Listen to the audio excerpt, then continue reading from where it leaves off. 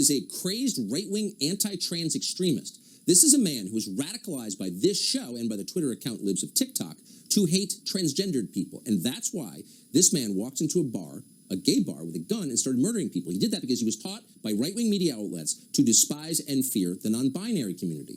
And that's why this show and Libs of TikTok must be hauled into court and bankrupted for what we've done so that we can never provoke this kind of horrifying violence ever again. That's the real lesson of this mass shooting. So that is what they've been telling you again and again and again on various news channels for the past 3 days. And we're not overstating that, by the way. Here's a selection of it. It's a campaign being driven by members of Congress and conservative influencers on social media, as well as the right's most favorite TV network, Fox News. Those incidents at drag events I mentioned a few moments ago, they happened within the context of conservative media personalities fear-mongering against queer folks. Respected messengers from TV networks saying that these people are wrong and they're trying to damage your children. We have a long history of the LGBTQ community being victimized, demonized by especially right-wing media and Republicans. You have anti-LGBTQ rhetoric spewed on the most watched hours on Fox News at a regular clip against the U.S. military, against gay men and women, against gay teachers, against their right to exist. So Fox News, in its most watched hours, is attacking even the U.S. military, and of course gay men and women and teachers too. They're advocating, quote, against their right to exist. In other words, they've been calling for genocide. That would be us. Now, that's a stout claim, but no one has made it more often than NBC News. In particular, its two self-described disinformation reporters, Ben Collins and Brandy Zadrozny. These two are outraged that anyone would dare criticize the genital mutilation of children, or drag shows for fifth graders, or creepy weirdo teachers explaining the mechanics of oral sex to 9-year-olds. Pointing out that any of that is happening is hate, and it gets people killed. Here's a highly emotional Ben Collins of NBC News making that very point yesterday morning. Am I doing something wrong here? Here are some headlines that I wrote the last 6 months. Fueled by internet's far-right machine, anti-LGBTQ threats shut down trans rights and drag events. Remember, there was a drag event happening in Colorado. Well, what do we do about public officials at local level, state level, federal level, who try to inject the fear of the very word transgender into school issues? They get more clicks for it, and they end up on Tucker Carlson. They end up on the highest-rated show on cable news. And last night, by the way, Tucker attacked my colleague, Brandy Zadrozny, who was co-filing on almost all these stories. Not me. He attacked Brandy, of course. But he attacked Brandy. And he went right back into this idea that some they is trying to groom your kids, trying to sexualize your children, right? Yeah. Who's the they, first of all? Yeah. Yeah. And second of all of her reporting was right. All of it was right. Oh, it's all about me, of course, says Ben Collins. But more to the point, how dare anyone criticize the august disinformation reporter and former college librarian, Brandy Zadrozny, because as Ben Collins pointed out, her reporting was right. Well, since you brought it up, Ben Collins, was her reporting right? Well, not entirely. Do you remember when Brandy Zadrozny told you several hundred times that the accused shooter, Anderson Lee Aldrich, was inspired by hatred for the non-binary community that he learned on this show? Do you remember that? Well, actually, it turns out, we discovered last night, that Anderson Lee Aldrich is, drumroll please, part of the non-binary community. He doesn't hate them, he is one. In a court filing, Aldrich's lawyers wrote this, quote, Anderson Aldrich is non-binary. They use they-them pronouns, and for the purposes of all former filings, will be addressed as Mix Aldrich. Mix Aldrich. That's the shooter, the non-binary shooter. Let that sink in. First, get your chuckling under control and ponder what this means. What it means is that virtually everything that NBC News has told you about this shooting in Colorado is not only wrong, it is the opposite of the truth. It is all a grotesque and filthy lie. It wasn't news reporting. It turns out to have been the most transparent sort of political propaganda. And for once, they have been busted flat out in public trying to sell political propaganda to an unsuspecting public under the guise of news. It's not the first time they've done it. They won't stop doing it. Oh, but they did it a lot in this case. Here's another clip, another instance of Ben Collins trying to once again pass off political slogans as news. There are 5 dead people in a strip mall because it was the only place they felt safe as gay or trans people in this town in Colorado Springs. He's emotional telling you that. There are 5 dead people in a strip mall because that was the only place they felt safe as gay or trans people in this town of Colorado Springs. So it turns out it's the town's fault, too, because there are a lot of Christians, everybody knows, in Colorado Springs. So gay people feel terrified there because Christians are dangerous. And all these terrified gay people were huddled together for safety when this Fox News-addled anti-trans bigot walked in and started shooting them for being trans folk. That was Ben Collins' quote, reporting. Well, the only problem is not all the victims were gay. At least one of them was at the club with his girlfriend. Oh, details. Ben Collins doesn't let details get in the way of an effective political attack. And it would have been an effective political attack had not reality interceded. But he doesn't care. Neither does the White House. Here's the White House telling you that because a non-binary person shut up a gay bar, you can't own a gun. This attack also comes amidst a rise in violent rhetoric and threats against the LGBTQI plus people across the country.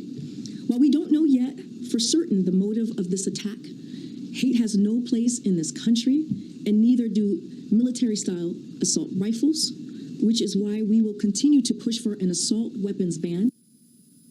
Oh, it makes sense. You find the reasoning. So when the trans community opens fire on itself, we need an assault weapons ban. Because why? Because you're a hater. Pete Buttigieg, of course, couldn't pass up a moment like this. It's not like Pete Buttigieg wants to talk about how things are going over at the transportation department, which he supposedly runs. Short answer, not well. No, Pete Buttigieg wants to talk about identity. He always wants to talk about identity. And the funny, ironic thing is, until just a few years ago, Buttigieg wouldn't even admit that he was gay. He hid that and then lied about it for reasons he has never been asked to explain. Why not? But whatever. Now he is happy to use his sexual orientation as a cudgel to bash you repeatedly in the face into submission. Quote, here's the latest. If you're a politician or media figure who sets up the LGBTQ community to be hated and feared, not because any of us have ever harmed you, but because you find it useful, then don't you dare act surprised when this kind of violence follows. Don't you dare act surprised. Don't you dare. All right, fair enough, we won't dare. But honestly, we're a little surprised to learn that the anti-trans shooter is himself trans. Were you surprised by that, Pete Buttigieg, now that you're admitting you're gay after lying about it? Since we're talking about identity? What do you have to say about that? Well, nothing, weirdly. Pete Buttigieg hasn't said anything. Nor has he apologized for attacking other people on false pretenses. Guess who else hasn't apologized? Ben Collins or Brandy Zadrozny. Yesterday, they were accusing us of getting 5 people murdered. Now that the story they were telling us turned out to be a lie, the opposite of what they said it was, they're pretending that nothing has changed at all. Oh, they are liars. Cold-blooded liars. It's amazing to watch. And so is the company they work for. NBC News just ran this article after we know that the shooter was himself trans. They ran this headline with a straight face, quote, right-wing influencers and media doubled down on anti-LGBTQ rhetoric in the wake of the Colorado shooting. Can you imagine writing that, knowing what we know?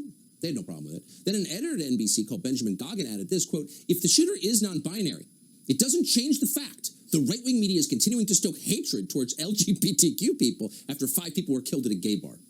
Right. So it's hatred. So if you're against genital mutilation of children or bringing toddlers to drag shows, you're against the LGBTQ community.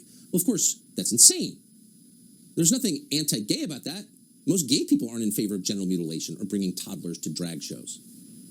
There's nothing wrong with those opinions. They're the right opinions, and all decent people understand that. What is indecent, what is wrong, is lying about a mass shooting, which NBC did. So how are the rest of the media handling this? Well, CNN, for its part, is just denying that the shooter is really non-binary. Couldn't be. It couldn't be. It just couldn't be true. So they decided to continue misgendering Mix Aldrich. Watch this. Attorneys for the accused shooter, Anderson Lee Aldrich, say in new court filings tonight that the suspect now identifies as non-binary. In a footnote to a motion asserting legal privileges, the public defenders say, quote, Anderson Aldrich is non-binary. They use they-them pronouns. Are you guys lawyers? I mean, you know, I don't know if I don't know what to say about that. I mean, that's what he's now saying. It sounds like they're trying to prepare a defense against a hate crimes charge. Oh, so in this case, if the shooter claims to be non-binary, he's got to be lying about it. It's not real.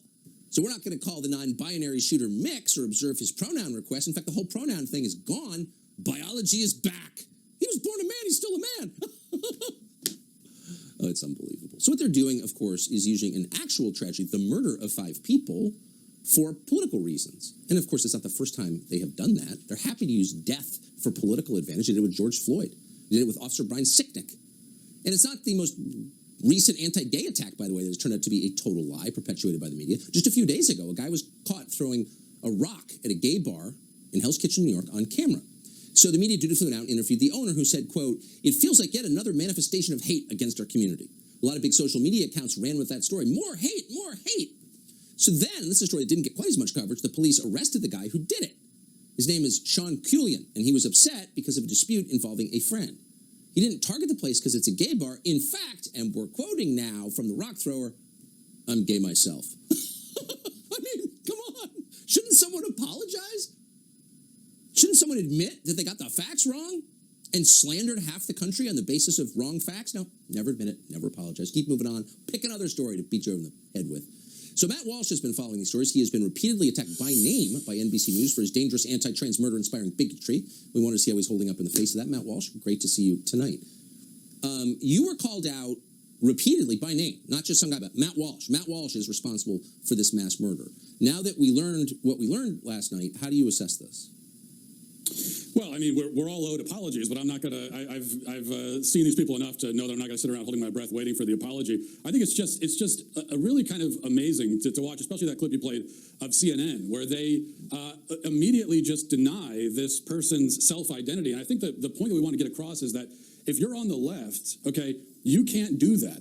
That is not available to you. You're not allowed to do that by your own precedent, by your own philosophy, by the rules that you have set, and we're going to hold you to them. Now, you and I, Tucker, we're allowed to say about this mass shooter who calls himself non-binary, we're allowed to say, that's nonsense, I don't care. Non-binary isn't even a thing. You can't even be that. But on the left, they've made it clear that the only evidence that needs to be provided in order to prove that someone is non-binary is that they say it.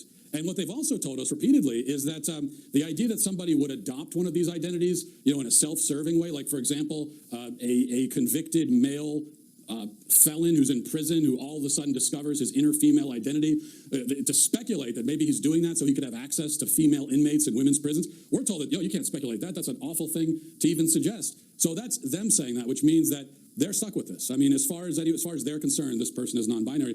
Now, what is he actually? I don't know. I think it's pretty clear he's just a crazy guy. That's what actually happened. And the other point I want to make here is that what we need to realize with the left-wing media is that when there's a mass shooting, if we don't know everything about the person's life, and we haven't seen all of their social media posts within the first 2 hours after the shooting, it almost always means that this is not a right-winger. Like, if it's a right-winger who committed the attack, we're going to know everything about them immediately.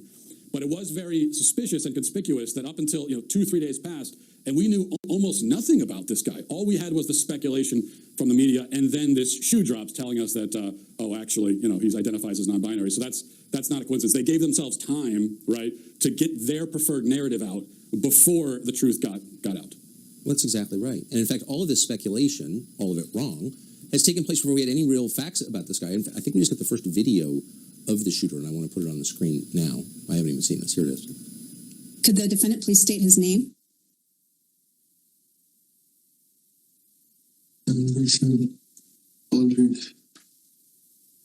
Anderson Aldrich, did you watch the video concerning your constitutional rights in this case?